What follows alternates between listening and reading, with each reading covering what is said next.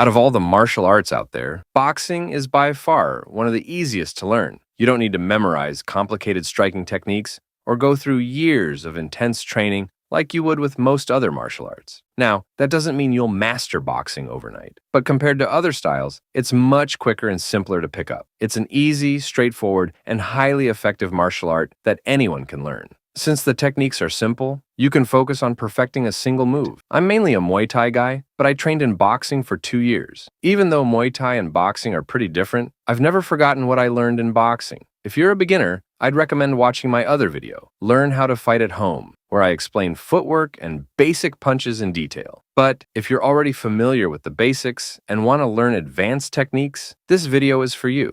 It skips the basics. If you've watched boxing matches, you already know how effective it is. It makes it harder for opponents to predict your moves and saves energy compared to constantly circling the ring. I remember seeing a clip of Muhammad Ali's head movement, but we'll leave that breakdown for another time. For now, let's start with the basics. A good drill to practice head movement is the slip line drill. Tie a rope across your room at shoulder or chest height, set up in your boxing stance, practice bobbing and weaving under the rope, and throw punches as if you're dodging hooks.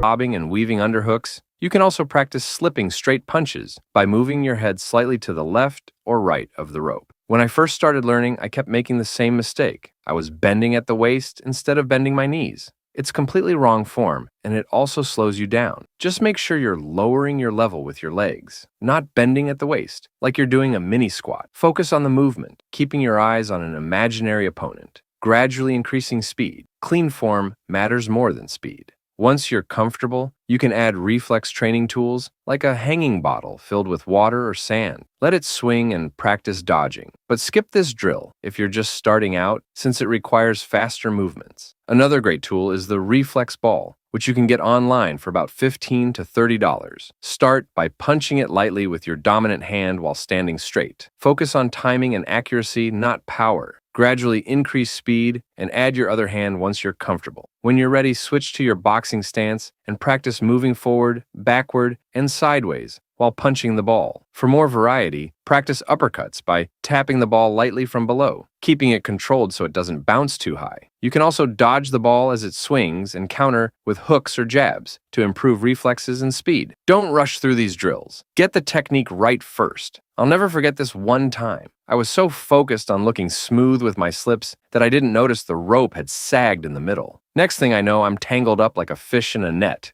My training partner couldn't stop laughing, and honestly, neither could I. But hey, lesson learned, always check the setup before trying to look fancy. A common mistake I used to make during sparring was slipping too early, which just gave my opponent an opening to adjust and catch me. That's why it's important to wait for the punch and then react, not before. Another thing to keep in mind is to keep your hands up while dodging. Don't drop them. And remember, you're not Muhammad Ali who can dodge punches without even guarding. Next step, slipping drill without rope. This one's optional, but it's perfect for those who don't have a rope to practice with. You can do it anytime, anywhere, even at home in front of a mirror or while shadow boxing. Visualize punches coming at you as you slip and move your head left or right. To make it more effective, add light jabs or counters to help develop your rhythm. Once you're comfortable with the basics, add defensive combinations. For example, slip left, throw a jab, slip right, throw a cross, roll under a hook, counter with an uppercut. These drills train your ability to dodge and immediately fire back with precision. To make yourself even harder to hit, combine head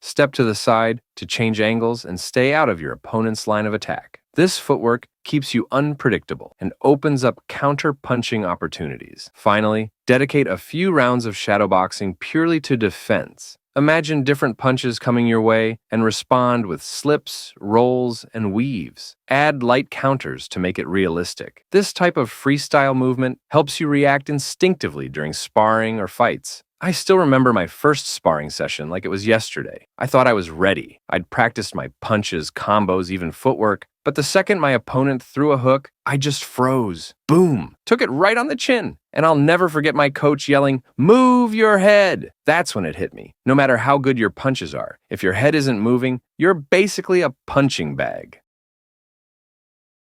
When you keep changing angles and move in a smooth, circular pattern, it makes it harder for your opponent to land punches. At the same time, it creates openings for counterattacks, like hooks and uppercuts. This kind of movement keeps you unpredictable, saves energy by avoiding unnecessary steps, and throws off your opponent's timing so they can't predict your next move. It also helps you stay mobile without wearing yourself out. Some of the most famous boxers known for using this type of footwork are Muhammad Ali, Vasyl Lomachenko, Canelo Alvarez, Floyd Mayweather Jr., Tyson Fury, and Manny Pacquiao. Now, you're probably thinking, wow, so many famous fighters use this footwork. I should learn it too. But no, this footwork isn't for everyone. And why is that? I'll explain once we finish this footwork section. Stay till the end so you don't miss the bigger picture. This is the figure 8 footwork drill. Great for improving balance, angles, and movement in boxing or kickboxing. You'll need 2 markers, gloves, shoes, or anything small, and place them on the ground about 2 steps apart. Start in your fight stance with your lead foot next to the first marker. Hands up, chin down. Push off your back foot and slide diagonally toward the second marker.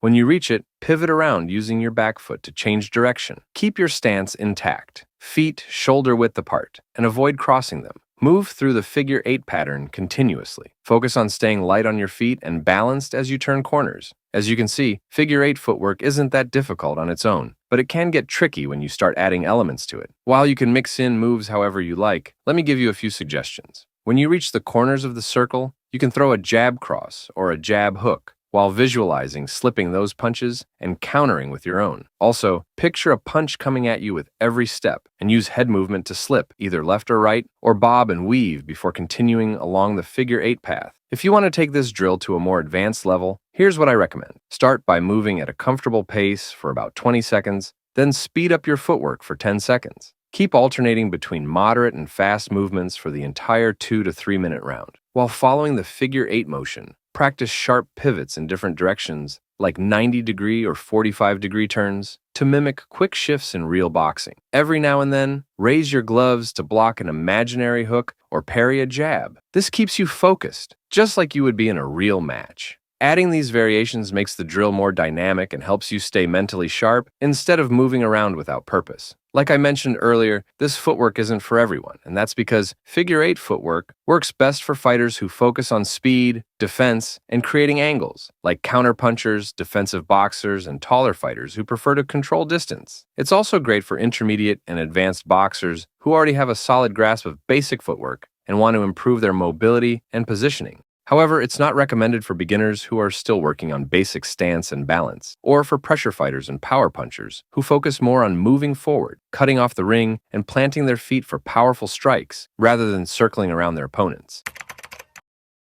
When I first started learning, I didn't have access to a gym either, so I began with bodyweight exercises like push-ups and squats at home. Over time, as my strength improved, I got a bit creative and started using household items, like filling up a backpack with books or water bottles and doing squats with it. You can definitely do the same if you're just starting out and don't have weights at home. But eventually, you'll need to start using real weights to keep progressing. That's why I'd recommend investing in something like a kettlebell for home workouts. With a kettlebell, you can do 50-plus exercises that cover everything you need for boxing: strength, power, endurance, and mobility. Now, I know a lot of you might feel confused about what weight to start with or which exercises to focus on, but don't worry. I'll walk you through everything step by step so all your doubts are cleared by the end of this video. If you're a beginner, you can start with a 12-kilogram kettlebell, and if you're intermediate, go for 20 kilograms, which also works for advanced levels. I know some of you might try to save money by jumping straight to 20 kilograms, but that increases the risk of injury. And in exercises, proper form matters. If the weight's too heavy, you won't be able to control it and might hurt yourself. That's why I recommend 12 kilograms for beginners and 20 kilograms for intermediates. Now, let's get into the exercises. First is kettlebell swing. To do this, swing the kettlebell between your legs and drive it upward using a hip thrust. This exercise helps with hip explosiveness, core stability, and endurance, key for punches and footwork. Next is goblet squats, which are just regular squats, but done while holding a kettlebell at chest level. Keep your back straight so the focus stays on your legs to increase strength.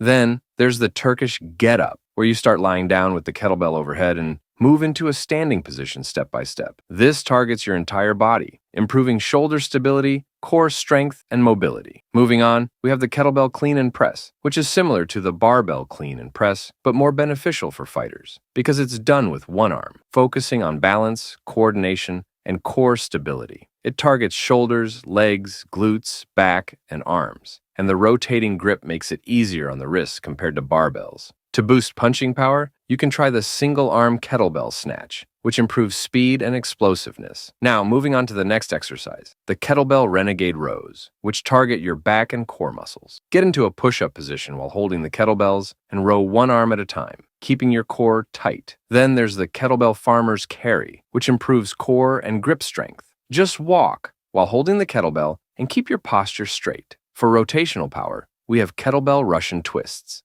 where you hold the kettlebell and twist your torso to strengthen your obliques. Another one is the kettlebell push press, which is mainly for shoulder strength and helps build explosive power. Finally, since I've only mentioned one leg exercise so far, let's add kettlebell lunges. Hold the kettlebell at chest level and perform lunges to build leg strength and balance. All the exercises I've shared so far are focused on improving a fighter's explosive power, speed, and strength, but building stamina and cardiovascular endurance is just as important. So now, I'll share 4 high-intensity endurance exercises that will help you improve in these areas. First, sprint intervals. Sprint for 100 meters, then walk back and repeat. 2.